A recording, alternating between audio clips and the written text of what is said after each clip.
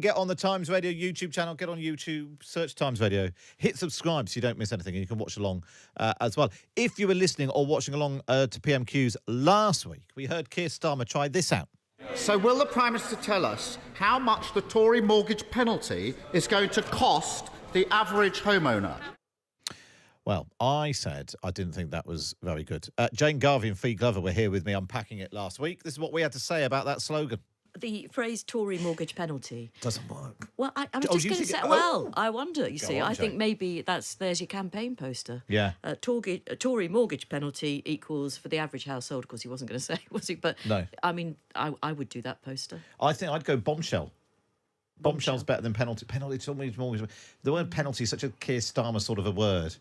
So you go Tory mortgage bombshell. Well, we know that people at Number 10 listen. It turns out people at Labour Party listen as well. This was Shadow Chancellor Rachel Reeves in the Commons yesterday. The last thing that our country needs is this Tory mortgage bombshell.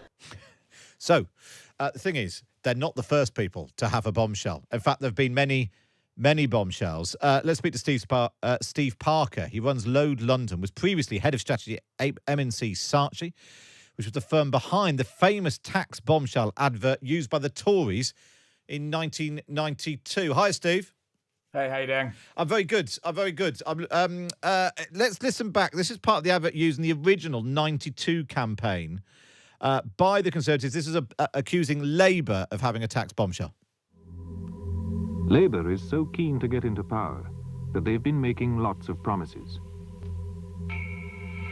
To pay for Labour's promises, the average taxpayer would end up being hit by an extra £1,000 tax bill. Fortunately, Labour's tax bombshell need never happen.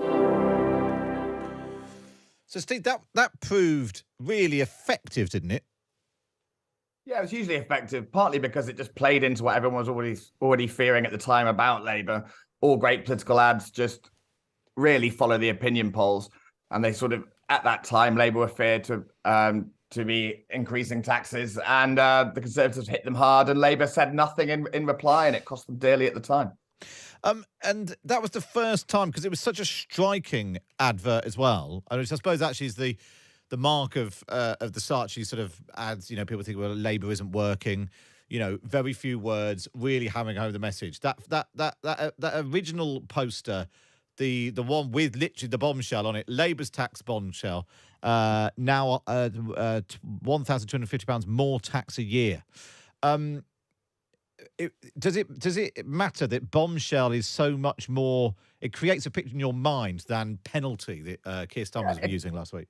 It's explosive, you know. It's evocative. It's the language of a tabloid headline, and penalty is the language of a sort of local council letter.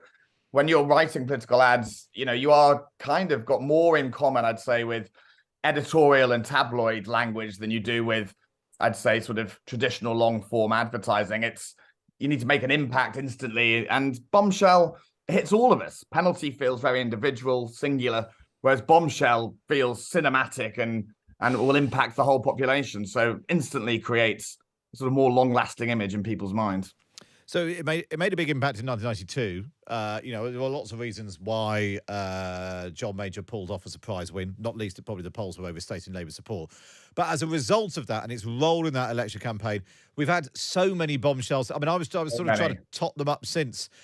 We've had David Cameron in 2008 accused Labour of a tax bombshell. Then he did it again in 2015 when he was warning people not to vote for Labour and bring in Ed Miliband. We've had, at one point, there was a very confused one, I remember, where they were accusing Jeremy Corbyn of a tax bombshell while saying that he didn't like bombs, but he did have bombshells. And it was very confusing as to whether or not bombs were a good or a bad thing. I mean, it's one of those visual metaphors that's just stuck around in political advertising. There are very few. You've got the unemployment queue, you've got the bombshell, you've got someone in someone else's pocket. Political parties come back to these same metaphors time and again because they work. It's very simple. And there's only very few messages you really want to get out in political advertising.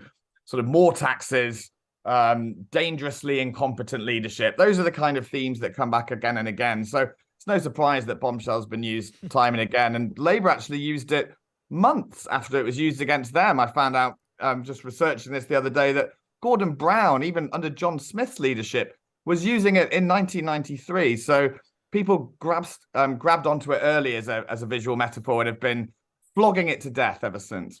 Yeah, the Jeremy Corbyn one in 2017, this was before the election 2017, said, Corbyn, no bombs for our army, one big bombshell for your family. You just think, well, I can't work out, are you pro or anti-bombs? Do we want more bombs or fewer bombs?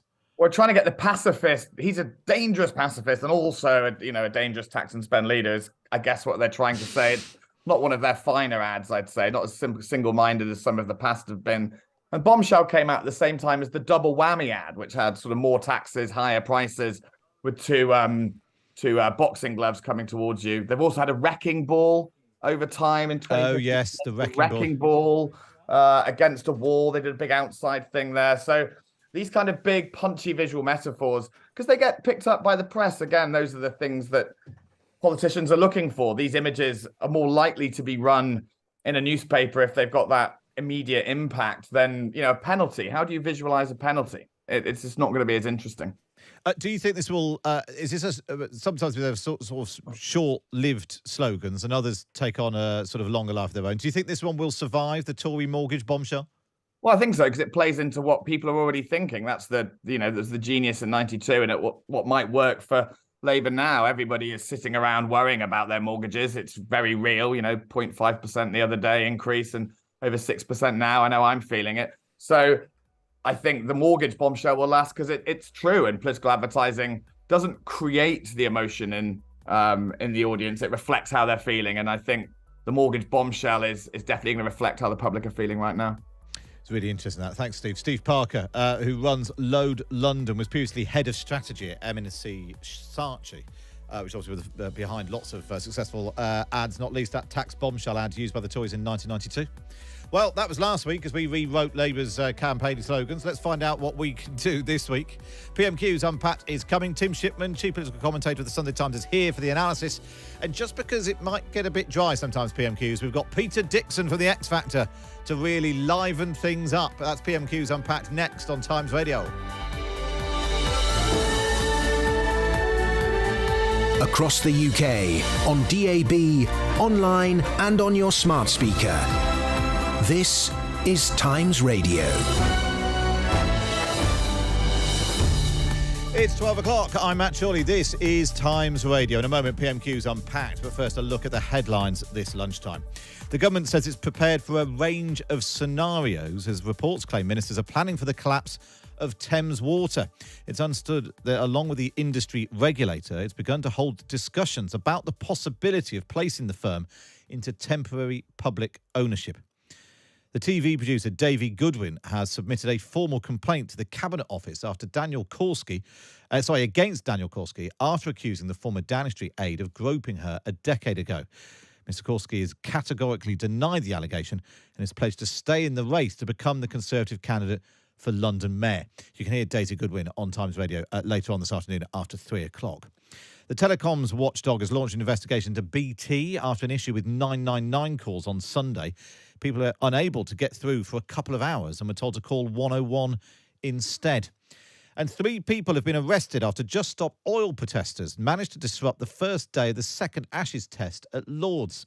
2 people ran onto the pitch and managed to spread a small amount of orange powder onto the wicket. We'll have a full news and sport roundup at past. But now, live on Times Radio and on the Times Radio YouTube channel, it's PMQs Unpacked with Tim Shipman, chief political commentator of the Sunday Times, and very special guest, it's Peter Dickson.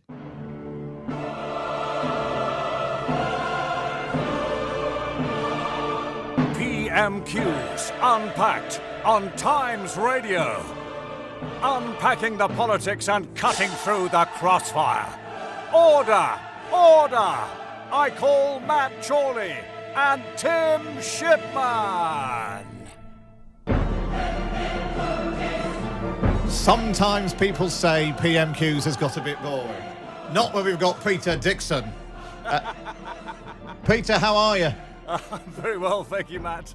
My goodness me, that's blown off the cobwebs this morning. Lovely stuff, lovely stuff. Tim Shipman's here as well. How are you, Tim? I've never had walk-on music before. It's Lovely, great, isn't it? Tim, as ever, the production values on our show are so high. We're so concerned about Peter. Nobody told you that Peter was going to be here. No, but it's very exciting. So what song are you going to sing for us first, Tim? What's going to get you through to boot camp, Tim? Well, Jane Weedlin's Rush Hour is my karaoke staple. Is it? Yes, it is. We'll get that lined but up. you're not getting any We'll of get that that today. lined up. We'll get that lined right up. Have you ever done announcing it politically, Peter? No, this is the first time for me, so I'm really excited. Thank you for asking me on. When did you discover that you could do the thing that you do? When somebody paid me to do it. I think really I've always wanted to do work in radio. I did work in radio years ago. I worked with the BBC for many years, and that was always my ambition. And I never thought I would do anything else. And then after about 10 years of doing that, I thought I could branch out. And I became a voiceover artist, as they're known. And I've done everything from computer games, video games, to animation, to commercials, everything you name it, I've done it all. Even an audiobook. I wrote a book and I narrated that myself. That was a nightmare, but I got through it. But I think it's the best job in the world. Nobody knows what I look like, so I've got the perfect. Listen, we face don't for know. radio. You're not even on Zoom. Even we, which is a top secret. We don't know what you look like, Peter. But do you go into a Exactly. supermarket, Peter, and speak, and then they look at you a bit funny? Some people do recognise my voice. Occasionally it happens, but very rarely. Only if you're And, getting really cross. Where are the potatoes? Aisle number 9. What's the most ridiculous, apart from this that you're doing for us today, Peter? What's the most ridiculous thing that anyone's got you to say in your X Factor voice? I once advertised a church on radio in that voice, and the sort of USP selling point for this church was nothing to do with the service or anything. It was yes, and there's free parking. Wow. Which was it was pretty Free weird. parking. But, yeah. You're literally from the voice of God. Well, very good. So we are live on Times Radio. We're live on the Times Radio YouTube channel. Morning, if you are on the. Let's see who's on there. Rogers in Overcast, Gravesend, Ross is in Guildford. Richard's in Plymouth. It's all very overcast. So you've got at least 5 listeners. Yeah, there's loads. There's loads. Hi from Taunton, says Stephen. Wiltshire. 6. Lots of people argue. Yeah, keep tally on this. They're all arguing about the merits of Elton John now in the YouTube channel for reasons that we don't need to get bogged down in now. Right, are we ready? Right, stand by your beds, everybody. Peter, are you ready? As ready as I'll ever be, yes, I guess. Peter, introduce for us question number 1. Question number 1 from Keir Starmer. Mr. Speaker, can I join your tribute to John and wish him all the best on behalf of the House, and join the Prime Minister in his comments about the Holocaust Memorial? I'd also like to wish Muslims across the country a happy Eid. And Mr. Speaker, last week the Labour Party lost Margaret McDonough, our first female General Secretary, and a trailblazer in every sense of the word. Margaret provided guidance, leadership and loyal friendship to so many in the Labour movement. And it wasn't long after I started in this job that Margaret was at my door, and I will be forever grateful for the advice and support that she gave me. We will all miss her terribly. Yeah. Mr. Speaker, his party spent thousands of pounds on adverts attacking plans to build 300,000 new homes a year. At the same time, his housing minister says it's Tory party policy to build 300,000 new homes a year. So is he for building 300,000 new homes a year or against it? Prime Minister. Okay, let's just jump in there, just in case the answer ends up being a bit boring. We're trying to liven things up. Peter, would you like to introduce the Prime Minister? Rishi Sunak. Well, Mr. Speaker, I can just remind the honourable gentleman of our record since being in office. 2.2 million additional homes, Mr. Speaker. Housing starts double the number we inherited from the Labour Party. More homes meeting the decent home standards. Housing supply up 10% in the last year that we have figures for. And in the last year we had figures for, we also saw a 20-year high in the number of first-time buyers, Mr. Speaker. That's a Conservative government delivering for this country. Well, let's jump in there. Quite a lot to unpack there, Tim. Quite a long tribute to Margaret McDonough, who's the first female General Secretary of the Labour Party, ran the Labour Party in 1997 and 2001. In fact, I did an interview with her a few years ago, which is going to play out on the show tomorrow, so you'll be able to hear that. In terms of the getting into the detail of it, interesting. We didn't really get into what might Keir Starmer ask about. I don't think either of us would have necessarily. I was just going to say cost of living, blah blah blah. Yeah, not housing. No, I mean he did this 2-3 weeks ago, and did quite a lot on it. And it's obviously an issue that it kind of unites the generations a bit. It used to be one where older people who had houses were kind of fine. But they're now seeing their grandchildren unable to get on the housing ladder. Parents are dealing, with mortgages soaring. They might be caring for the elderly. They've probably still got their kids living at home because they can't afford to. So it's become an issue, I think, that has more kind of traction than it used to politically. And obviously, it's a way into the cost of living, inflation, interest rates and all of that, which has been going on over the last week. So it's pretty good terrain for Labour. And I thought it was interesting there with Sunak's response where he said, let's look at our record. And Rishi Sunak is a guy who's obsessed with the idea of if you do things, people will give you credit for them. And he's sort of saying, well, we've had more housing starts, we've built all these homes. Well, you're not getting credit for it politically because it's not deemed to be enough. Yeah. And there was a sort of laughter when he said, let's look at our record. And I think that's not just about housing. That's now about the sort of more general situation that this is a government in a great deal of difficulty that's is going to have a job turning up at the next election and asking people to support them because of their record. And that is undermining Rishi Sunak's entire approach to this job, I think. Peter, what did you make of it? The oratory of the two of them. I've just got one thing to say, and it's this. 300,000 new homes. 300,000 unaffordable mortgages. Very good. Good. If only Peter had introduced Zippy as well, we could have had the full set. We could have had the full set, yeah. That's a very serious political programme, this. Good. Well, that was the first exchange then. I suspect Keir Starmer might have more to say about housing, but I shan't introduce him. Over to you, Peter. Keir Starmer! Mr. Speaker, it wasn't a difficult question. Can he point to a single person in housing, in construction, anywhere, who thinks he'll actually hit his target of 300,000 new homes a year? Anyone? Prime Minister. Mr. Speaker. Oh, yes. We're going to jump in there just to try and keep it light. So that was Keir Starmer. Pay attention, everyone. Peter, who's up? Rishi Sunak!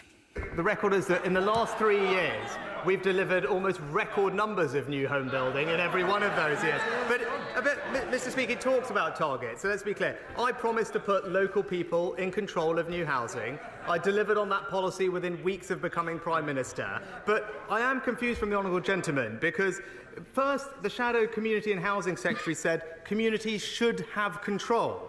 But then he said we should get the targets back and disempower local people. I do want to give him some advice. I don't think it's local people that are the problem. It's a Labour Party policy. Oh, it's the Labour Party's fault. Well, I mean, it's interesting, this, because Sunak's precise point is probably correct, that Labour are trying to have it both ways. The real truth here, though, is that it is local people who are the problem, because they're the ones who stop the houses being built if you give them the power to do so. And I think anyone who follows housing policy knows that the second the Tory party removed the sort of national housing target and said, any old NIMBY can stop anything happening within a stone's throw of them, that now there may be good reasons for that. It's democratic. People rightly don't like having their local communities despoiled by new building. But if you want to build homes, this is not the way to do it. And I don't think there's anybody who thinks it is. So they're both being slightly disingenuous, frankly. But they're both. It would surprise you to learn. But they're both sort of trying to face both ways at once. Rishi Sunak saying, yes, we're going to hit my target, but well, the first things I did was put local people in control of new housing. And those two things don't work. No, they don't work. And the real truth here is that the Tory problem is not so much vis-a-vis Labour, but vis-a-vis the Lib Dems, who've made a huge song and dance out of any kind of new building. Ironically, I mean, they were once in favour of it, but they've won by-elections. They're causing huge amounts of difficulty to Tories in the South. And the reason all those Tory MPs voted to remove the national housing target was because a lot of them live in the South and know that they'll be fighting a Lib Dem at the next general election who is going to make a huge issue of this. And that's why it went, and that's why Sunak's trying to look in both directions. Peter, have you ever watched... Do you normally sit and watch PMQs and introduce them just sitting at home? Do be brief. No, I've got better things to do. I don't know. I do occasionally catch it on playback, but very rarely. Mainly on the news when they show something, if they've said something interesting, which is fairly rarely. But few and far between that. I mean, it is. It's a few and far between thing for me. I think you make quite a good comment speaker. I can see. I think we should start that campaign. We're up to question number 3 now. Peter, take it away. Keir Starmer! Mr. Speaker, presumably if he could have identified a single person who thought he'd hit his target, he would have told us. And there you have the problem. 1 minute he says he's for building new houses, the next he's campaigning against them. And the truth is, far from delivering, since he crumbled to his backbenchers and scrapped mandatory targets, house building has collapsed. He knows it, they know it, and every expert is telling them it. Why didn't he just admit it? He's not going to get anywhere near his target, is he? Much the same question there. I wonder who's going to answer, Peter? Rishi Sunak! Prime Minister. Mr. Speaker, the honourable gentleman now claims that he supports house building, especially on the green belt. But unfortunately for him, it's good that he agrees that he does believe that now. But unfortunately for him, the shadow Deputy Prime Minister, the shadow Minister for Women, the shadow Health, Justice, Defence, Business, Northern Ireland and Scotland ministers are all united against more house building in their areas, Mr. Speaker. I have to say to them, though, Mr. Speaker, I would say to them, though, they don't have to worry too much because he's never actually kept a promise he's made. Oh. Never.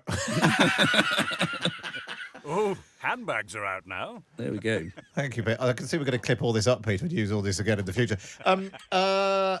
He's always never kept a promise before. I mean, you won't be dinging a bell in future. You'll just be pressing a button that says, "Ooh, handbags are out now." That was basically just the same exchange. It was the same exchange. Tim?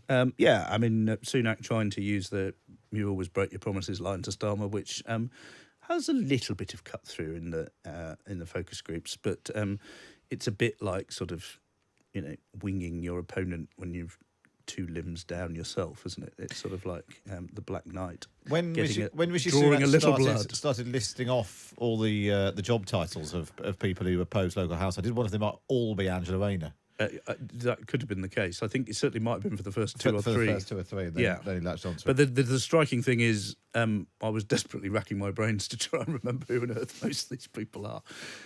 Yes, but in fact, I think a bit later on we're going to be talking about how nobody knows who the Shadow Cabinet are, aren't we? So whether or not that matters.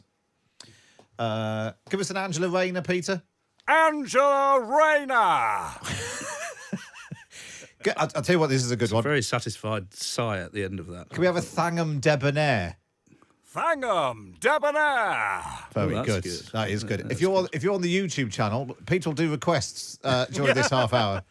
A pound to go. Pound to go. We'll put a pound in the pot. Right, very good. We're up to question number 4 now. Peter, take it away. Keir Starmer. Mr. Speaker, you can tell from his answer, non-answer, and his body language, he's actually given up. He's given up. And his failure isn't just shattering the dream of those who desperately want to own their own home, it's also hitting those who already have a mortgage. Because of their economic chaos, mortgage holders will be £2,900 a year poorer.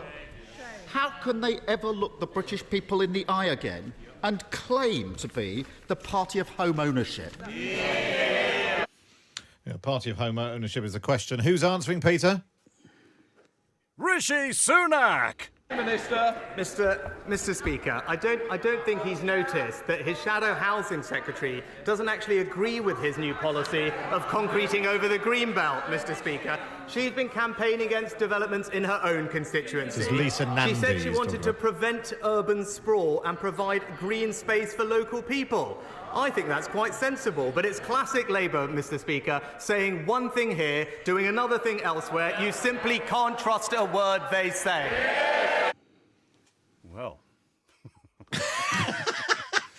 Well, let's just leave it there. Peter's one word. I thought we were going to go up from handbags to a more brutal weapon, but so it's Lisa Nandy's been dragged into it now. She is the Labour shadow housing. yeah, I mean, secretary. there's a bit of decent Oppo research been done by the Tory Central Office boys on this one, but which bit of that cuts to? I think possibly what Starmer said right at the beginning, and the sort of sense that Sunak now feels a bit powerless in the face of all this. He's given up. It was really interesting when we did our given up. focus group this week. There was a real sense that the voters had given up. There were just no respect, no faith in him, time for a change. And these were Tory, Labour, undecided voters, not the people who'd actually switched. Well, look, he came in and said, look, I'm going to deliver for you. We're going to do all these things. You've had a bit of it's been a pretty turbulent spell with Boris Johnson and Liz Truss, but trust me, I'll get my head down. We'll get. And to start with, he achieved a few things. The Windsor deal was some clever politics and required a bit of nerve and sort of getting in the weeds. But the stuff that they thought was going to be easy, halving inflation, has turned out not to be, and it's having a heck of a lot of knock-on effects, all of which play into that sense that the Tories have been here a long time and it's not going terribly well, and that Rishi Sunak's not sort of terribly in touch with all the people who are struggling to pay for their food and their mortgage and all the rest of it. And the idea that what Labour needs, one of the things they need ahead of the next election is the sense that they're going to win it, the sort of inevitability of it. I was at a party last week with quite a lot of Labour frontbenchers, and one of them said, they're finished, they don't have a chance. And I said, well, you're not supposed to be being complacent, are you? And I said, well, we're not complacent, but, it sounded very like complacency to me, but it also sounded like confidence. Yes. And the more you project, we are the government in waiting, we are the people who are going to come in and sort out this mess, it's a mess, there's nothing these people can do about it anymore. If that becomes embedded, then the next election is over before it's started. And actually, then we start having rows about what Keir Starmer will and won't do in government, and then that just creates that sense of inevitability. Peter, can you do us a Lisa Nandy? Lisa Nandy! Very nice. Oh, I like that one. That's a good one. We've got some requests on the YouTube channel. Can you do a Madeline Webb? Madeline Webb! Very nice. And John Michael White says John Michael White has a good cadence. John Michael White. Very nice. Yeah, it's about an 8 out of 10, that one. Yeah. He's going to clip that as his ringtone now, isn't he? Definitely. Yeah, ringtones for nothing. Right, we've got 2 more questions to go yet, so let's go back to the House of Commons. Who's up next, Peter? It's Keir Starmer. At least he isn't claiming they are the party of home ownership anymore, because we are. Mr. Speaker. He's given up. Mr. Speaker, the Prime Minister says he's 100% on it. But his definition of 100% on it is to gently ask the banks to do the right thing. His softly approach, refusing to put mandatory measures in place, risks leaving 1 million households without support. How many will have to lose their homes before he'll stand up for the people his party have pushed into economic misery? Well, that's the another big challenge from Keir Starmer, accusing them of pushing people deliberately into misery. Who's going to respond to that, Peter?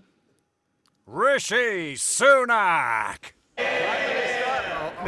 Mr. Speaker, in fact, the vast majority of the mortgage market is now covered by the new mortgage charter that the Chancellor's brought in. That is delivering practical help to mortgage holders, allowing them to extend their terms, switch to interest-only mortgage, and actually saving them hundreds of pounds a month. So instead of scaring them, actually, there is now practical support in place. But it's right that he raised home ownership, Mr. Speaker. That's why we, on this side of the House, introduced a 95% mortgage guarantee scheme. It's why we introduced the first homes and shared ownership schemes to get people onto the housing ladder. And crucially, Mr. Speaker, it's why we cut stamp duty. So now what we've seen is the highest number of first-time buyers in 20 years, Mr. Speaker. That is twice the number that the Labour Party ever managed. So now he's saying that building houses is a good thing. Sorry, I should have left a space, Peter, for your one-word response. There's statistics, and then there's statistics and damned lies. I don't know who to believe, really. You hear they both seem to have, reasonable arguments, but I'm not sure. That's why I'm a floating voter, guys. I really don't know who to vote for. I mean, it's a good point that numbers get thrown around. They're both sort of telling the truth and not at the same time. Interesting, Keir Starmer tried to lay claim to being the party of home ownership. Yeah, which has traditionally been a Tory thing, but it's becoming more difficult for voters. And, when you're the opposition and the other lot aren't doing brilliantly, you can claim to be all sorts of things. But I think, what Sunak didn't push him on is what would Labour be doing here? Because I think most economists and people who understand this say that if you start actually bailing out people's mortgages, which is what he's sort of implying Labour might do, would itself... While having actually ruled that out. Having actually ruled it out, yeah. But sort of trying to suggest that they might do a bit more. I mean, why haven't... They've been calling in banks and supermarkets, and they're calling in a bunch of regulators this week. It's all very boring regulation, but that's probably one of the ways you could actually achieve something. Yeah. It's a very Rishi Sunak way to do it. Might achieve something without actually winning you any votes. But it's yeah, also basically the government slightly shot Labour's fox, because Labour was saying this is what we would do. We'd have more mortgage holidays and interest-only and that's payments. Now precisely what they're doing. So now they're having an argument about how the government said it's voluntary. Labour say it should be mandatory. The government says, well, if we did that, we'd have to pass laws, which would take time, and actually getting the banks in and doing it voluntarily means it'll happen more quickly. Yes, I mean, it's a sort of... a party of disingenuous nonsense, but it's PMQs, so we should be revelling in it. I was just looking actually at the polling on which government would be better at helping people get onto the housing ladder, and I realised that Labour are down to 11. The Conservatives are down to 11%. Only 11% of people think a Conservative government led by Rishi Sunak would be the best at getting. I mean, it was on 12% under Liz Truss. 32% of people say the Labour Party, just behind neither of them on 35%. But that's amazing. I mean, if you went back to briefly in 2021, the Tories were ahead of Labour. It's been the Tories always been tanking sort of pretty much ever since then. Only 11% think the Conservatives. And for them to position themselves as the party of home ownership, still, the great... Look, intellectually, they are the party of home ownership. They believe in it. But... if you're a punter, it practically doesn't feel, let's not forget the Tories have been in, power for 13 years, essentially. And if in that time you have not managed to get on the housing ladder, you're not going to be answering Tory to that question, are you?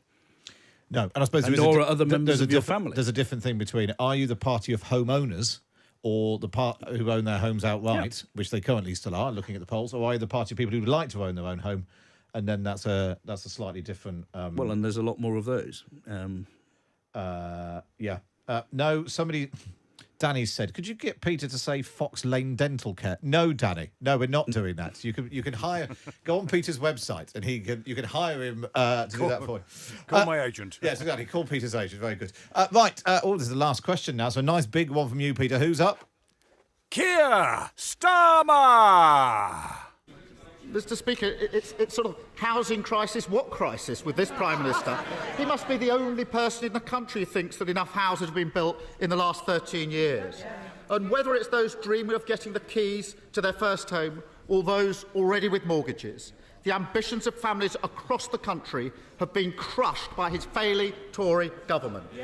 House building at his lowest rate since the war because he can't stand up to his own party. A Tory mortgage bombshell because they crash the economy. Millions left without support because he won't make lenders put families first. Rather than lecturing the rest of the country on holding their nerve, why doesn't he try and locate his? Bombshell! Very good. We got there in the end. I knew we'd get one a bombshell there. We got a bombshell in the end. Yeah. So that was the bombshell from Keir Starmer. Who's going to respond to that, Peter? Rishi Sunak! Well, Mr. Speaker, as always, he hasn't actually taken the time to understand the detail of what we're doing.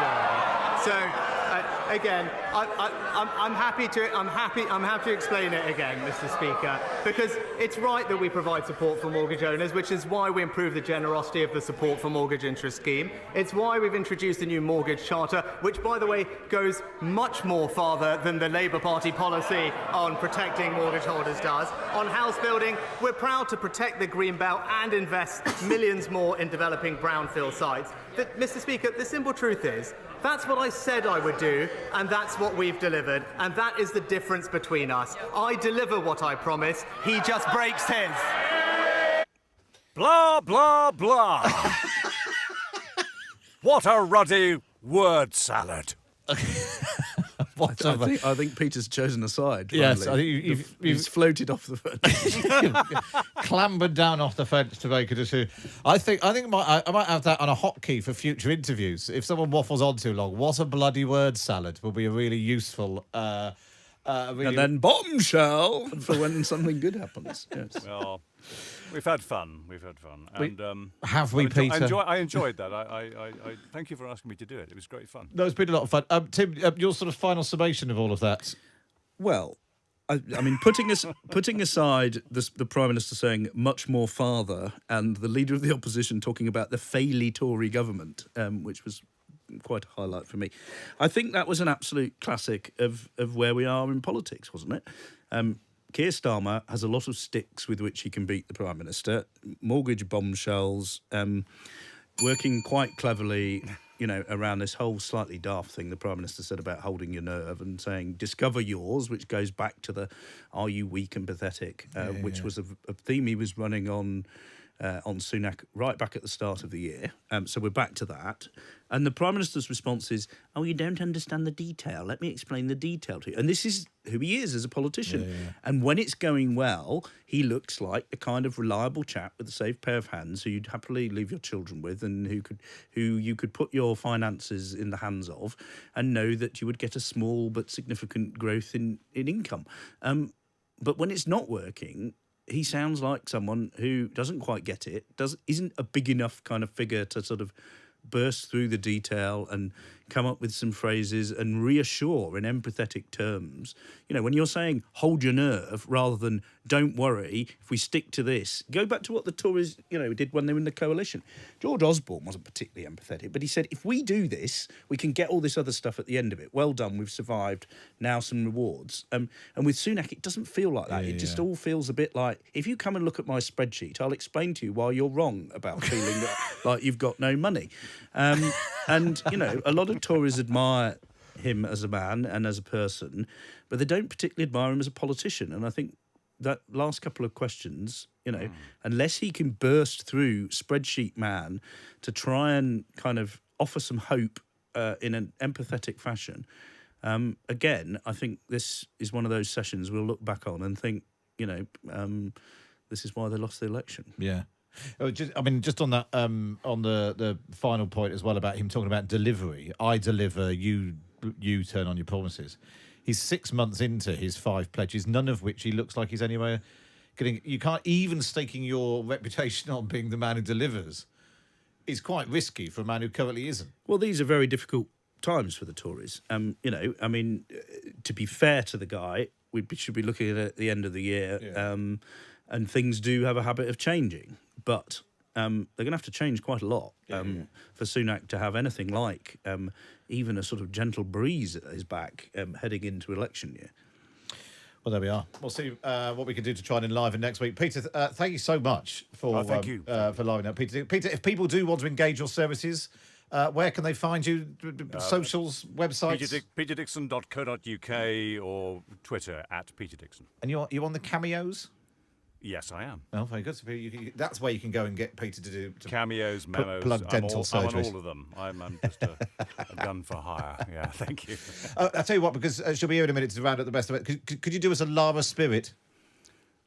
Lara, Spirit. Very good. She'll be here to add with the best of it. Peter Dickson, thanks so much for helping us out with PMQs Unpacked. Hopefully, livening it a bit. Some of you loved it. Some of you really didn't. We will. Lara Spirit will be here with the best of the rest in just a moment. She's been watching the rest of PMQ, so you don't have to. We'll do exactly what's been going on in the House of Commons in just a moment after we get a news update. Across the UK, on DAB, online and on your smart speaker. This is Times Radio. Good afternoon, I'm Anna Geary. The government says it's prepared for a range of scenarios amid fears Britain's biggest water company could collapse. Ministers and Ofwat, the industry regulator, are understood to have started discussions about the possibility of placing Thames Water into temporary public ownership.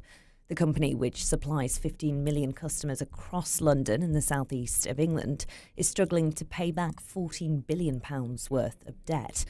The chairman of the National Infrastructure Commission says it's not unrealistic to think water bills could rise by up to 40% next year. The increase would be used to tackle sewage leaks and the consequences of climate change. TV producer Daisy Goodwin has submitted a formal complaint to the Cabinet Office against former Downing Street aide Daniel Korski, who she says groped her a decade ago. He denies the claim against him and says he will stay in the race to become the Conservative candidate for London Mayor. Children and Families Minister Claire Coutinho has told Times Radio she's paused her support for him and says any complaint should be investigated swiftly. She spoke about the wider issue at Westminster. I know that sort of the Prime Minister talked yesterday about Number 10 being a safe space, and I've worked with him for a long time, and absolutely I would say in that building, I know lots of the people who work in that building, and it is a safe space, and everyone should be able to go to work and be respected. I think that's really important. And the telecoms watchdog is launching an investigation into BT after an issue with 999 calls on Sunday. People were unable to get through for a couple of hours and were told to call 101 instead. Weather now, rain heavy at times. It is moving eastwards, although remaining largely dry across southeastern areas. A cloudy afternoon for most, but turning brighter and fresher behind the rain band across Northern Ireland and Scotland. Toby Gillis has the sport. Thank you, Anna. Good afternoon. The head of the MCC, which owns Lord's Cricket Ground and is known as the guardian of the laws of the sport, has condemned in the strongest possible terms a pitch invasion by Just Stop Oil protesters very early in today's second Ashes test. Guy Lavender says their actions not only endanger themselves and those who work at Lord's, but adds they've shown a complete disregard for the people who pay to attend events, not just at Lord's, but around the country at other sporting venues too. 2 people entered the field with orange powder. One was tackled by security, the other by England wicketkeeper Johnny Bairstow. Talk Sports cricket editor John Norman was on air at that moment. It's due to the quick thinking of the security here at Lord's, as well as the players themselves, that has stopped 2 protesters from making their way out onto the pitch and actually scattering the powder onto the wicket. The Met Police say that 3 people have been arrested over the incident. In terms of what's going on the field, Australia are currently 44 without loss. Arsenal have made an offer for West Ham's England midfielder Declan Rice that would make him the most expensive British player of all time. They've offered £100 million for Rice, plus a £5 million performance-related bonus. Premier League champions Manchester City were interested in signing Rice too, but have today now dropped out of the race. And the man trying to set up the Enhanced Games, an Olympic-style event but with no drug testing, or as some are calling it, the Anything Goes Games, has told The Times a British Olympic medalist has been in touch expressing their interest. Aaron D'Souza is hopeful of having it up and running by the end of next year. He told The Times chief sports correspondent Matt Lawton he believes that we'd see Usain Bolt's 100 metres world record broken immediately. But Matt is not convinced the Enhanced Games could ever be safe. There'll be no regulation, therefore you immediately become queasy in terms of the risks to individuals. But I did meet Aaron D'Souza, and he's not an idiot. What he's saying is rather than force athletes who do want to cheat onto the dark web, lift all those restrictions so that people can actually obtain safe medications and so on to enhance performance. And you can read more on these stories, including our live Ashes blog on the Times website or app now. This is Times Radio. Hope, an optimistic state of mind based on an emotion, a desire for a positive outcome. It's a feeling of trust, but hope for our planet feels more complex than that. I'm Adam Vaughan, the environment editor for The Times, and this is Planet Hope, a new podcast from The Times in partnership with Rolex and its Perpetual Planet initiative. In this series, I'll be asking why our planet is changing so rapidly, and we'll seek out the groundbreaking experts from around the world who are trying to fix it. Welcome to Planet Hope. Listen now wherever you get your podcasts. Happy birthday to you. Okay, Nathan, you're next. Happy birthday to you. Happy Mum, my birthday's not till next month. Like getting your money's worth? Introducing McDonald's Save a Meal Deals. Get a cheeseburger or mayo chicken, medium fries and drink for just $3.99. From 11 a.m. Not available on delivery. This is Times Radio. Very good afternoon to you. It's Matt Chorley on Times Radio. We've done PMQs Unpacked with Tim Shipman and Peter Dickson. And now Tim Shipman's still here. Peter's gone. He thought the excitement was too much for him. But now we've got lower spirits. Hello. How are you? I'm good. How are you? Yeah, very good. How was it overall, before we get into the detail? You've been watching the rest of PMQs so that we didn't have to? It was interesting. It was a genuinely good week. Yeah. There we are. We will, as ever, start with Stephen Flynn, I'm afraid. Don't say that. Pick it up. No. I just more mean You're like it's. the I just more mean anti-Peter I should be mixing it up maybe. Oh, okay, but we fine. do start with Stephen Flynn. But I think he's deserving. And this is an interesting question. Obviously, listening to the Keir and Rishi head to head, there was a lot of kind of or it felt like there was that tone of, is Rishi Sunak patronising people? And that came up a lot in the Best of the Rest. This question of the holding the nerve comment that Rishi Sunak made over the weekend with regard to people's mortgage payments going up. That was something that I think a number of MPs were upset about. But Flynn's obviously loops this in with questions around Rishi Sunak's personal wealth, and Rishi Sunak's response, I think, was pretty interesting. So take a listen to this. Mr. Speaker, I wish to start by paying tribute to SNP legend Winnie Ewan and Scotland men's national team former manager Craig Brown, who both so sadly passed in recent days, and to all Muslims who are celebrating Eid Mubarak. Mr. Speaker, on Sunday, the Prime Minister patronised the public when he told them that in the face of ever-increasing mortgage bills, that they simply need to hold their nerve. What a nerve. So may I ask him, the near billionaire, when was the last time that he struggled to pay a bill? Mr. Speaker, the reason that mortgage rates are rising is because of inflation, Mr. Speaker. That is the root cause, which is why it's absolutely the right policy to tackle, halve inflation and reduce it back to target. Now, that does mean that we do have to make difficult decisions. It does mean we have to be patient while the impact of those decisions actually has an impact. But in the meantime, Mr. Speaker, as I was explaining previously, we are taking practical steps to support mortgage holders across the United Kingdom, particularly through the SMI scheme and the new mortgage charter. Stephen Flynn. What do we want? The SMI scheme. When do we want it alongside the mortgage charter? No. It's interesting. I mean, he went. That was quite studs up, Stephen Flynn. When was the last time the near billionaire struggled to pay a bill? Yeah, and I think you saw slightly more polite versions of that from other MPs in the other questions that were levelled at Rishi Sunak. But I think Stephen Flynn would probably be quite happy with the fact that like Rishi Sunak didn't do himself any favours in contrasting that with that sort of like slightly stern tone of, and people have used the word patronising quite a bit. Miffed, doesn't he? He does get a bit sort of. He's like, oh, this again? I spoke about this at the weekend. Why am I doing this again? Yeah, you really want the honest answer, which is, do you know how much it costs to heat 2 swimming pools? But interesting, Keir Starmer went quite far on this. Yesterday he was in an event and said Rishi Sunak was out of touch and doesn't get the impact because he's never been in that position. But the point is, you can respond to that. David Cameron responded to that. He always had this stock line about it doesn't matter where you came from, it's where you're going. But he was also much better at sounding like he cared. Yeah. And what Bill Clinton, who was absolutely loaded, used to do was walk down the front of the stage and hold the hand of the person who'd asked and gaze into their eyes and tell them how their pain was his pain. And you don't quite have to go that far.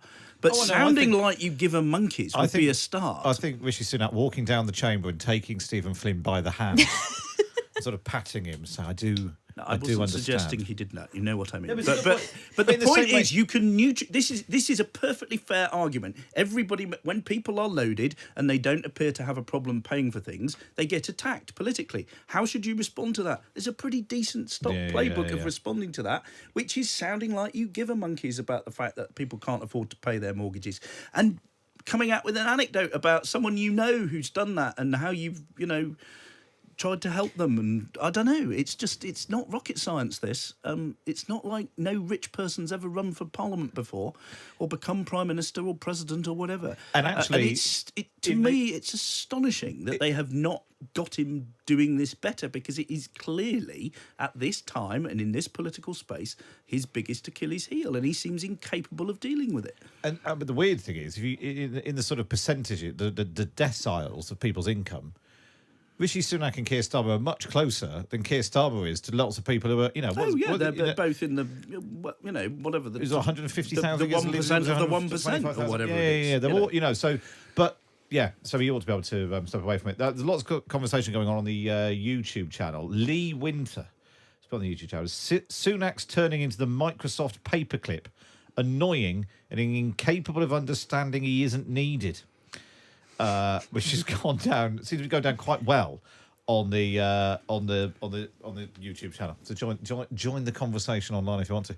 Well, that was quite good, Laura. You're right. That was quite good. Thank you. Have you managed to find that sounded quite patronising as well, if you don't mind my saying so. Matt's my boss, so he's allowed to be. I can do what I like. This is Can't touch me. This next question, not massively I'll dissimilar. walk over there and hold your hand in a minute, Tim. Yeah, it's fine. It's all right. You try whatever you like, my dear. Sorry, Laura, the men are speaking. Yeah. Just let me know when it's my turn and I'll pick it up. That's fine. Now you can speak. So this question, not wholly dissimilar, but I think actually quite a good distillation of some of the arguments that we'll see in the next election on this question of whether Rishi Sunak is out of touch and on how he responds to questions around his wealth, because Chris Bryant does make sort of some, ever so slightly more concealed allusion to it, but levels the kind of main charges on the economy, I think, quite nicely. And Sunak responded with another pretty similar one, but I think the responses that Sunak gives here give you quite a good indication of what the Conservatives are likely to say in the face of these Labour accusations in the next election, i.e. that members on the Labour benches have supported big spending pledges that would lead to borrowing, etc., etc. I think it's quite a good indication of what attack lines we'll see from Rishi Sunak coming up. So let's take a listen. Okay, let's take a listen. Thank you.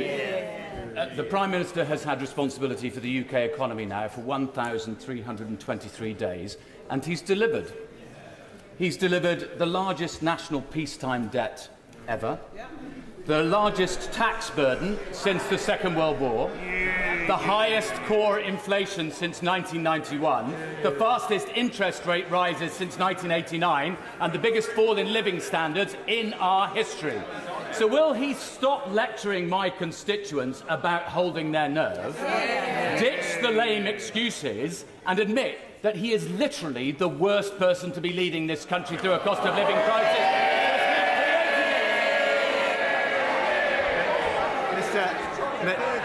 Mr. Speaker, Mr. Speaker, again, what do we hear from the party opposite?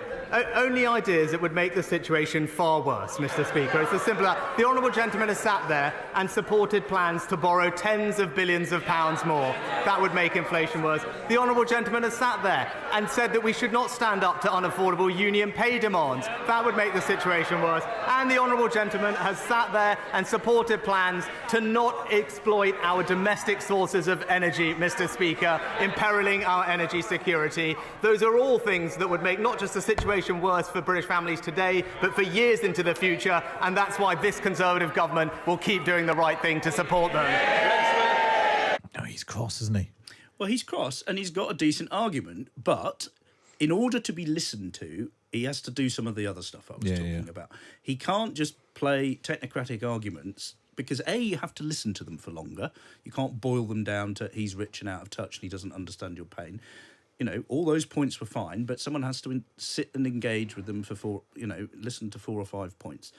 And he's not going to get a hearing unless things have A, got a bit better and he can go back to spinning that argument about I've delivered on some stuff, and B, sounding like he gives a monkeys. And without those two things, nobody's going to be listening by the end of, domestic sources of energy. They'll have long since switched off. Yeah, it's good. People are enjoying it. People say you're on fire today, Tim. Well, as someone who And is it says you're on- basically fairly politically neutral, I hate watching politics be done badly. And it seems to me that the Prime Minister, who was at one stage making quite a good argument that maximised his skills and made a virtue of his skills, is now showing that in this moment, the skills that he needs are not the ones that he has. And there are lots of very clever people around this Prime Minister, some of them very good at presentation. And they need to sit him down and explain to him that he's not going to get a hearing for all these arguments unless he performs in a slightly different fashion. I also think there was that during the campaign which he lost last year, he was the sort of reluctant prophet for inflationary pressures that were yet to come.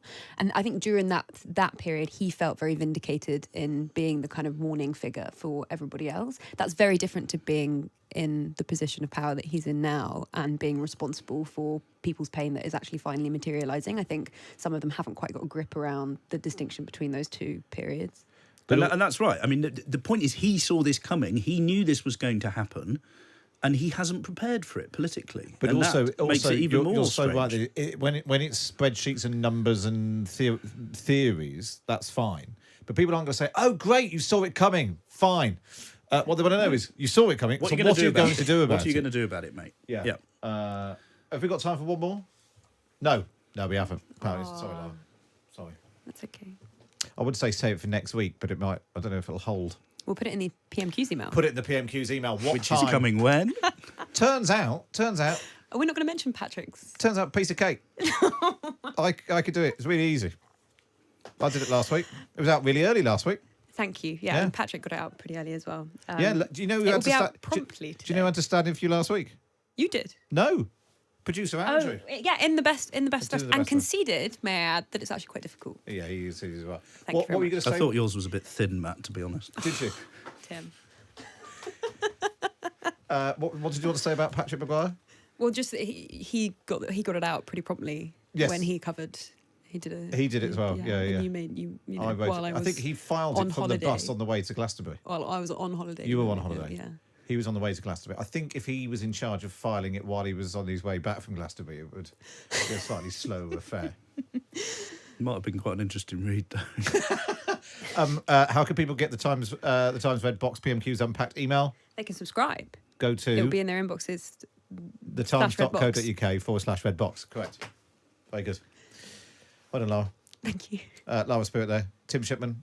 Look forward to your piece at the weekend. Spreadsheet man. I've got no idea what I'm going to write at the moment. Well, you've written it. Just transcribe that. Spreadsheet man. Yeah. Good. And Paperclip man as well. Thank you, Lee Winter, for that. Well, that'll do on the YouTube channel. Let's turn the cameras off so I can...